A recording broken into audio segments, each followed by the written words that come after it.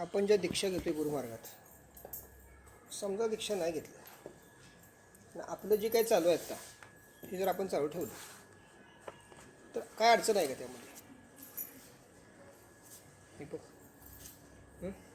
अडचण काय नाही असं तुम्हाला वाटते. पण जर शाळेत नाव घातलं नाही, आपला मुलगा हुशार आहे पण ते नाव शाळेत नाही घातलं आणि त्याला जे काही मटेरियल पाहिजे तुम्ही ते सगळं दिलं, पण तुम्ही जे शाळेत न घातल्यामुळं त्याला मार्कशीट कोण देणार? हां, परीक्षा देता येणार नाही पहिली गोष्ट. दुसरी गोष्ट मार्कशीट त्याला कोण देणार? म्हणजे तुम्हाला कुठल्या तरी ग्रँड किंवा ग्रँड नसलेल्या अशा शाळेमध्ये मुलाला घालावं लागेल. लक्षात आलं का? गव्हर्नमेंटच्या घालावं लागेल नाही तर खाजगी घालावं लागेल आणि त्याचं सर्टिफिकेट घ्यावं लागेल की मुलगा पास झाला. तसं जोपर्यंत तुम्ही दीक्षा हा विषय घेत नाही तोपर्यंत संस्कार आणि पूर्ण ज्ञान याची प्राप्ती नाही होणार. आता कार्य म्हणजे काय? तर आपण ही दीक्षा घेतोय. दीक्षा पहिली घेतली, उपासना दीक्षा घेतली. उपासना दीक्षेमध्ये पण काय केलं? काही एक विशिष्ट पूजा अर्चा. आता उपासनेमध्ये पूजा अर्चा आपल्याला दिलीत, परंतु षोडशोपचार तुम्ही जर पूजेचा अभ्यास केला, काय सांगितलं? षोडशोपचार पूजनामध्ये 16 प्रकारच्या पूजा आहेत, पद्धती आहेत त्यामध्ये. परंतु आपण जी पूजा करतोय ही षोडशोपचार 16 ओळं न करता, काय सांगितलं? न करता मनाची पूजा आहे. कशाची पूजा आहे? बघा ना, मनानं फुलवाने. मानस पूजा पण नाही म्हणता येत. काय म्हणता येत नाही? पूजेमध्ये आपण काहीच घेतलं, सगळंच मनात करतो. लक्षात आलं का? मनाची पूजा आणि मानस पूजा. मानस पूजेमध्ये कुठली वस्तू नाही आहेत, इथं वस्तू आहेत. मानस पूजेमध्ये मन लागतं पण माध्यम वापरता येत नाहीत. माध्यम म्हणजे काय? फूल हे माध्यम आहे, अगरबत्ती हे माध्यम आहे, निरांजन हे माध्यम आहे. लक्षात आलं का? षोडशोपचार पूजा आणि मानस पूजेचा मधली पद्धत म्हणजे उपासना पूजा, उपासना दीक्षा. गुरुनी काय केलं? उपासन दिलं. मूळ आसन गुरूंचं आहे, तुम्हाला काय दिलं? उपासन दिलं. याचा उद्देश काय? की तुम्ही लवकर यामधून बाहेर पडावं, या विषयातून लवकर बाहेर पडून पुढच्या अवस्थेत तुम्ही लवकर जावं. आता यामध्ये मला काय सांगितलं? पहिल्यांदा पहिली बंधनं काय घातली? आसन. तुमचं आसन गुरूंच्या आसनासारखंच पाहिजे. बघा, तुम्ही अभ्यास करत नाही गोष्टींचा. तुमचं आसन गुरूंच्या आसनासारखंच पाहिजे. तुमची वस्त्र गुरूंच्या वस्त्रासारखीच पाहिजेत. तुमचा अभ्यास तुम्ही जो करताय, आरती घ्या, साधना घ्या, हे सगळं गुरु जे करतायत तेच पाहिजेत. लक्षात आलं का? याचं कारण काय? तर आपणासारे काही करशी तात्काळ जे गुरूंनी घेतलेलं ज्ञान आहे ते भक्तांना देणं म्हणजे उपासना. ही उपासना जशी तुम्ही करत जा. बघा, एक गोष्ट प्राप्त केली की दुसरी गोष्ट पुढे येते. उपासना तुम्ही पूर्ण केली, तुम्हाला पहिल्यांदा फोटो कुठला दिला जातो? ब्रह्मा विष्णू महेश. मला फोटो कुठला आहे? ब्रह्मा विष्णू महेश, त्रयमूर्ती दत्त, श्रीपाद श्री वल्लभ. त्याच्यानंतर खाली माझा फोटो आला. ही लिंक दिली गेली पहिल्या फोटोमध्ये. 1 वर्षाची ही सेवा आहे. जे नॉनव्हेज करतात त्यांना महाकालीचा फोटो आहे. काय सांगितलं? महाकाली. की कारण रक्तबीजाचा जो खात्मा जो केला तो महाकालीने केला. तुमच्या शरीरात तुम्ही जोपर्यंत तुमच्या रक्ताला त्या बीजाची आवश्यकता आहे, कुठल्या बीजाची? मांसाची. तोपर्यंत महाकालीशिवाय तुम्हाला पर्यायच नाही. मी असं म्हणेन, तुम्ही रक्तबीज आहात. काय म्हणेन? तुम्ही रक्तबीज आहात आणि तुमच्या रक्तबीजातला दोष काढण्यासाठी तुम्हाला महाकालीची गरज आहे. म्हणून पहिली मांसाहारी दीक्षा महाकालीची आहे, उपासना दीक्षा. जेव्हा तुम्ही म्हणाल की काही नाही, आता आम्हाला काय नाही, तुमचे दात बघा. तुमचे दात जे आहेत त्याला सुळे नाही आहेत. प्राणी खाताना सुळे लागतात. परमेश्वराने तुम्हाला सुळे दिलेले नाही आहेत, तुम्हाला दात दिलेत. म्हणून देह जरी दिला असला ईश्वरासारखा, देह कसा आहे आपला हा परमेश्वरासारखा देह आहे. तुम्ही एखाद्या मालिकेत बघितलं तर देव तुमच्यासारखा दिसतो तुम्हाला. देवाचं रूप आणि तुमचं रूप भिन्न ते तुम्हाला दिसतंय का? दिसत नाही. परमेश्वरानं त्याच्यासारखाच देह पाठवला, तो म्हणजे माणूस. काय सांगितलं वाक्य? तो म्हणजे माणूस. आणि त्या परमेश्वरा इतर देह पाठवले गेले, ते म्हणजे प्राणी, इतर प्राणी.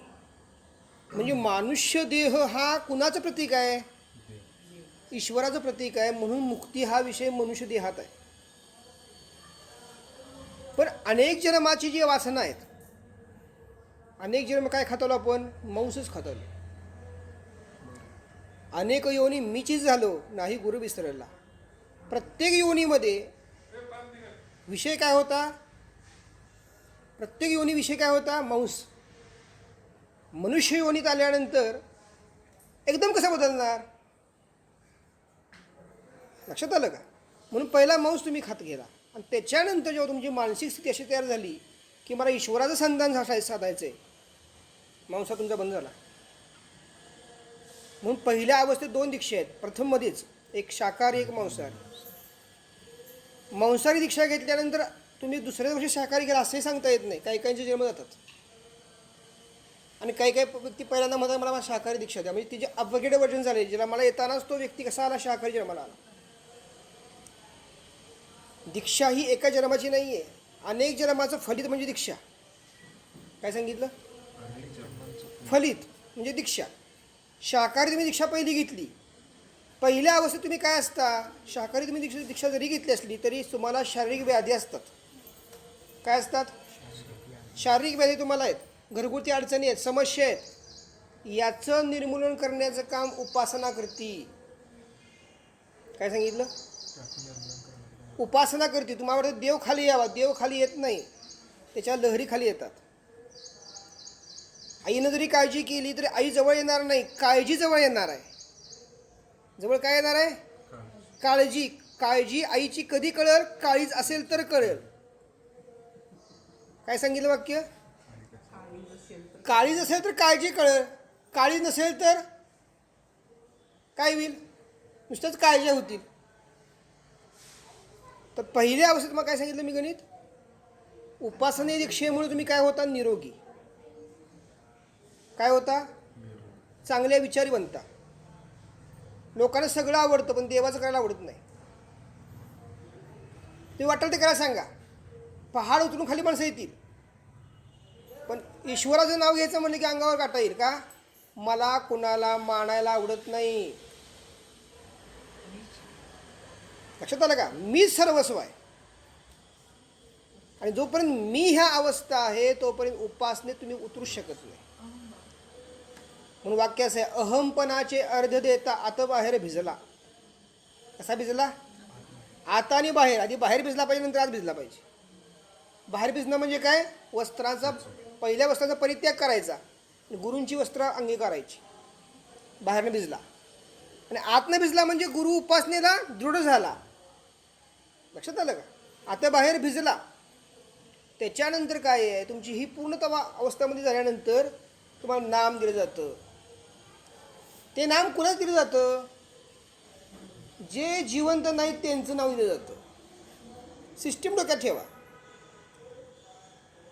मच्छिंद्रनाथ आता जिवंत आहेत का? गोरक्षनाथ आता जिवंत आहेत का? साईनाथ आता जिवंत आहेत का? श्री गुरुदेव दत्त तुम्हाला दिसत आहेत का? ओम नमः शिवाय म्हणताना श्री शंकर समोरून तुमचे उभे राहत आहेत का? तुम्ही गणपतीचं जरी नाव घेतलं, तुमचे गणपती तुमच्या पुढे उभं राहतोय का? शंकरशी झाली, अंगारकी झाली, सगळे प्रकार झाले, देव पुढे कुठे येतोय? तुमच्या देव समोर येतोय का? म्हणजे उपासना दीक्षेनंतर जे नामस्मरण दीक्षा, त्यात नाव कुणाचं आहे? जे दिसत नाही त्या देवांचं नाव आहे. मग साईनाथ बाबा महाराज आहेत, सद्गुरुनाथ दादा आहेत, श्री पंत महाराज दिसतात का तुम्हाला देहानं? नाहीत. कल्पनेचा कुंचला. पण तुम्ही त्यांची उपासना का करतायत? की तुम्ही ज्यांना गुरु केलंय त्यांचं ते आराध्य आहेत. काय सांगितलं? तुम्ही ज्यांना गुरु केलंय त्यांचं ते आराध्य आहेत. की म्हणून ते असं म्हणतात की मी याच्याशिवाय मी नाहीच आहे. जसं आजी आजोबांचं महत्त्व नातवानं कळतं पण वडिलांना कळत नाही. काय सांगितलं? वडिलांना कळत नाही. मुलाला बापाचं महत्त्व का कळत नाही? कारण सगळं फुकटचं मिळतं. पण नातवाला काय कळतं? कारण काळजी नातवाची घेतली जाते. आणि मुलाची काळजी जेव्हा घेतली जाते तेव्हा नाही, तुम्ही काय करताय? तुम्ही उपकार करताय का आमच्यावर? तुमचं कर्तव्य करताय. पण तिसरं जनरेशन जे आहे, तर तिसऱ्या जनरेशनचं पहिल्या जनरेशनचं रिलेशन तुमचं काय? अपेक्षा नसतात. रिलेशन फक्त प्रेमाचं आहे. हां, अपेक्षा नसतात. नातवाकडून आजोबाला काय पाहिजे? फक्त प्रेम पाहिजे. पण वडिलांच्याकडून मुलाला काय पाहिजे? प्रॉपर्टी पाहिजे. लक्षात आलं का? रिलेशन कसं आहे? तिसऱ्या अवस्थेत रिलेशन कसं आहे? निस्वार्थी. निस्वार्थ. तसं जोपर्यंत तुम्ही गुरूंच्या गुरूंना त्यांच्याकडून आराध्य मानतायत, तुम्ही गुरूंच्या गुरूंना जोपर्यंत आराध्य मानत नाही, पण ते दिसत नाहीत. कल्पना आहे. सद्गुरूंना दादा असे आहेत, कल्पना. साईनाथ महाराज असे आहेत, कल्पना. श्री गुरुदेव दत्त असे आहेत, कल्पना. त्याच्यात तुम्ही जेव्हा समरस व्हाल, म्हणजे गुरु विचार काय करतील? मी जे देतोय, दगड दिला मी तुला पुजायला, पण तू श्रद्धेनं पुजतोयस. जरूर नाही की तिथे ईश्वरच पाहिजे. दगड जरी ते पूजण्याला दिला, ते श्रद्धेनं पुजतोयस. हे जिवंत गुरु अभ्यासतात. तुम्ही काय अभ्यासता? तुम्ही जिवंत गुरु अभ्यासत नाही. तुम्ही जे जिवंत नाही त्यांच्यावर प्रेम जास्त करता. बघा ना, पितरांच्यावर प्रेम, गेलेले आहेत ना वर. आणि जिवंत असताना खायला प्यायला मिळत नाही. देवरूप झाल्यानंतर तेव्हा प्रेम करायचं, आणि मनुष्यरूप असताना लाता मारायची. समजतंय का? तर जे तुमचे दिसत नाहीत असे जे देवता आहेत, त्यांच्यावर तुम्ही जेव्हा गुरु आत्मेने प्रेम कराल, मनानं नव्हे. तुम्ही देवाजवळ सांगितलं दादा ऐकत नाहीत, देव म्हणणार दादाचं ऐकलंच तर दादा ऐकतील. देव काय म्हणणार? तुम्ही देवाजवळ सांगितलं की दादा माझं ऐकत नाहीत, ते म्हणा दादा तुझं ऐकतोस का काही? मी त्यांचं काय ऐकत नाही. तुझं ऐकणार नाहीत ते, तू त्यांचं ऐकतो, तुझं ऐकते. ही सिस्टीम तुम्हाला कळालीच नाही. सूर्यप्रकाश वरून खाली येतो, खालनं वर जात नाही. तुम्ही कधी बघितला का? खाली सूर्य आला होता, वर निघून गेला तो प्रकाशाला, तो वरच्यावर फिरतो, नभामध्ये फिरतोय तो. लक्षात आलं गणित का? तर नामस्मरण दीक्षेत मग काय सांगितलं मी आता? जे जिवंत नाहीत अशांचं नाम तुम्हाला गुरु देतात,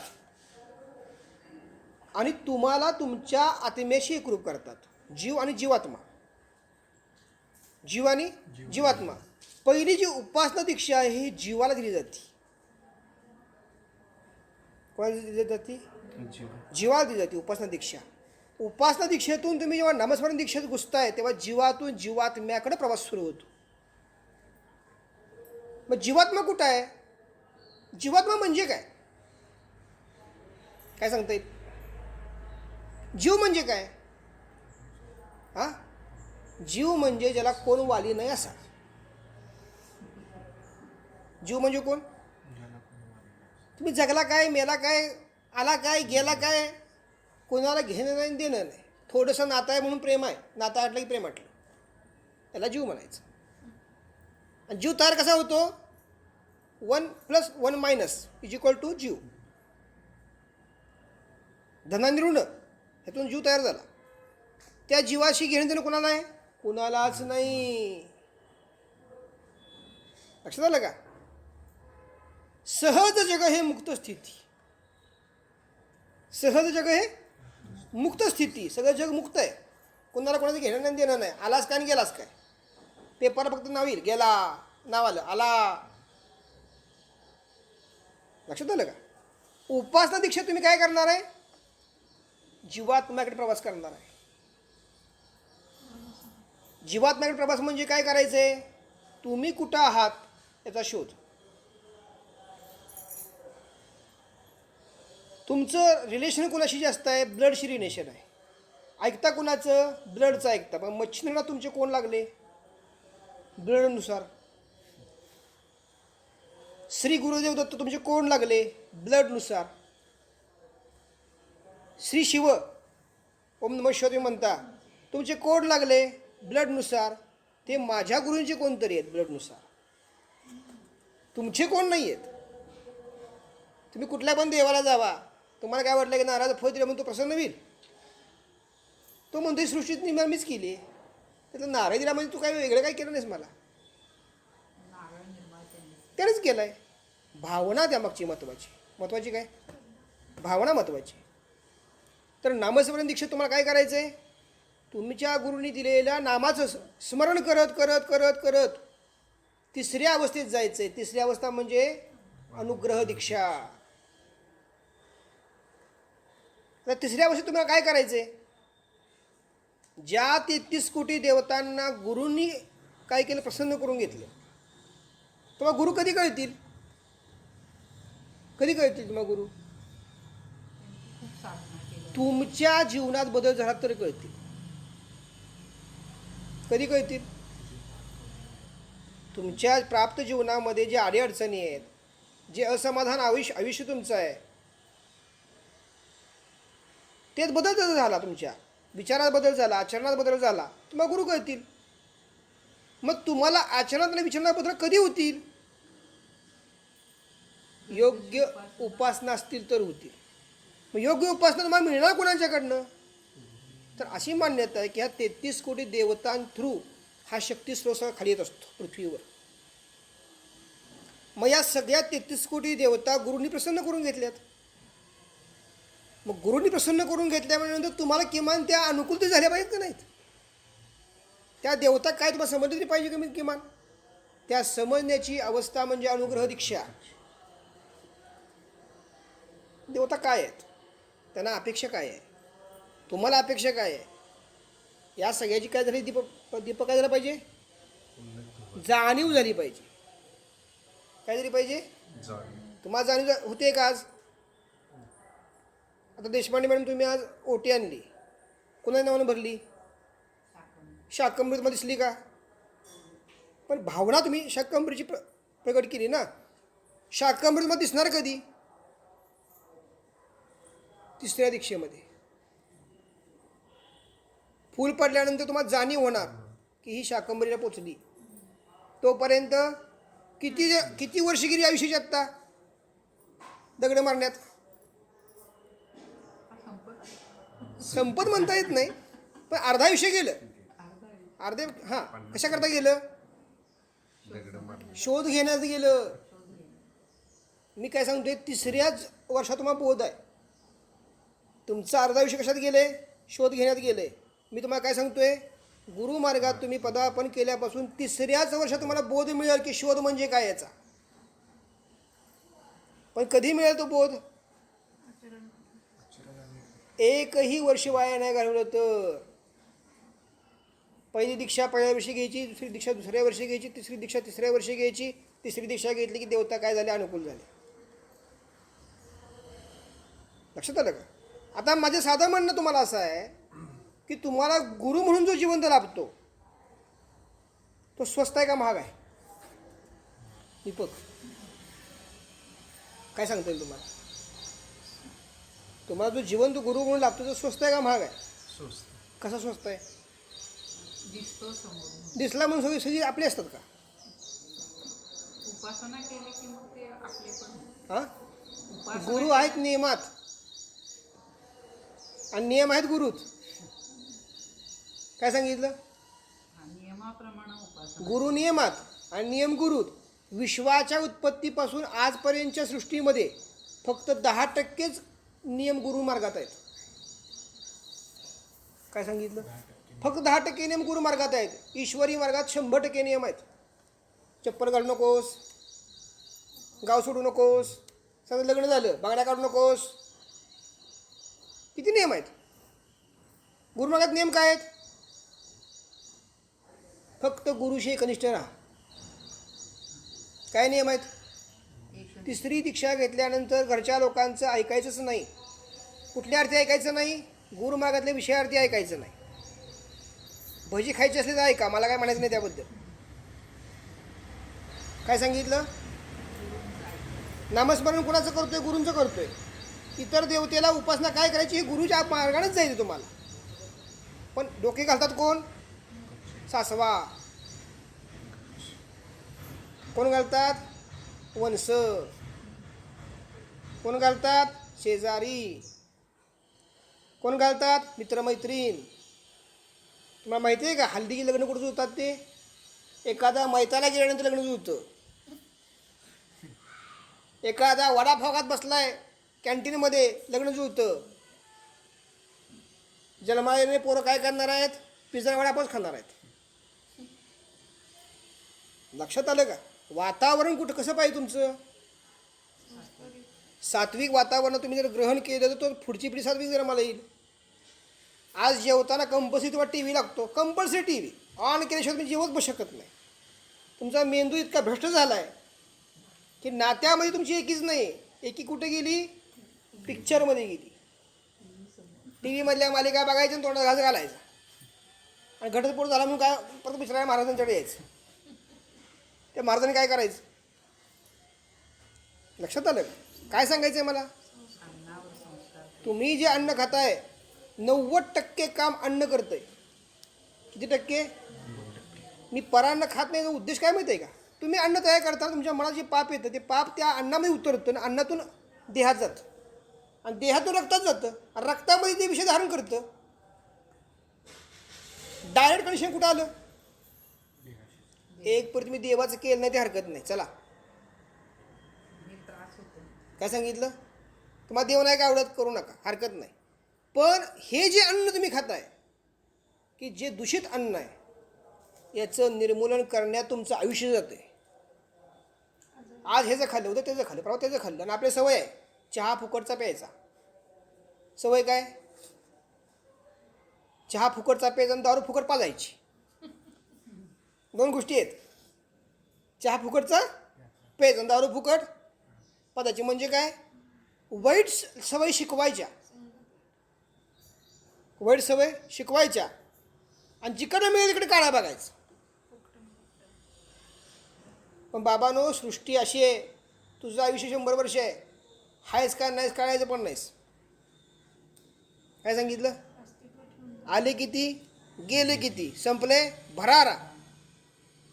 100 वर्षापूर्वी एक आला, निघून गेला. शिल्लक काय राहिलं? त्याचे गुण शिल्लक राहिले. शिल्लक काय राहिलं? पिढ्या जर जिवंत राहायची असते तर काय केलं पाहिजे? सद्गुण वाढले पाहिजेत. पिढ्या जर जिवंत राहायची असतील तर काय केलं पाहिजे? सद्गुण वाढले पाहिजेत. आणि पिढ्या संपवायच्या असतील तर दुर्गुण. कारण दुर्गुण काढू मी न शके. क्षमा करीन आनंद म्हणतो. दुर्गुण काढायचेत माझी मला. दुर्गुण निवारण झाले तर सद्गुण वाढणार आहेत. जे पोत्यात भरलेलं आहे ते काढल्याशिवाय पोतं मोकळं होणार आहे का? दुर्गुण निघाल्याशिवाय ते सद्गुण वाढणार नाहीत. पोतं मोकळं झालं पाहिजे, मग चांगली तिथे गोष्टी भरता येतील. तर तिसरी दीक्षा जी आहे, कुठली तिसरी दीक्षा? अनुग्रह दीक्षेमध्ये काय करायचं? देवता जे आहेत, पारंपरिक नव्हे, देवता ह्या अनुकूल करून घ्यायच्या. देवता तुम्ही एकदा अनुकूल करून घेतल्या की तुम्हाला गुरु काय ते कळायला वेळ लागणार नाही. कारण नॉर्मली तुम्ही एक देव जर प्राप्त करायचा म्हणलं तर तुम्हाला एका जन्मात शक्य नाही. बघा, तुम्ही एक गावात एखादा माणूस असतो, त्याला अमुक एक देव प्रसन्न नाही म्हणून सांगतात. एक देव का देवता? एक देव. पण तो सुद्धा प्रसन्न किती वर्ष राहू शकतो? त्याच्या अंगात जोपर्यंत रक्त चालतोय फिरतोय तोपर्यंत राहू शकतो. त्याच्यानंतर तो पण अवलंबून राहिला. त्याला कार्य म्हणत नाहीत. कार्य म्हणजे काय? तुम्ही जे प्राप्त केले ते पुढच्या पिढीकडे गेलं पाहिजे. आज शुभम तू आरती केलीस म्हणजे काय केलंस? आरती केली म्हणजे काय केलं? ही प्रथा पुढे चालली. कार्य पुढे निघालं, माध्यम तुझं तयार झालं. मी असं म्हणत नाही 100% तू तयार करतोयस, पण प्रयत्न. एक आनंद मिळाला का नाही सांग मला? हा जो आनंद आहे हा दाखवता येत नाही. मी आरती केली, माझा आनंद मी दाखवू शकत नाही. मी साधना केली, मी माझा आनंद दाखवू शकत नाही. पण मी काय दाखवू शकतो? माझ्यासारखं आनंदी वातावरण शेजारी नाही, मी हे दाखवू शकतो.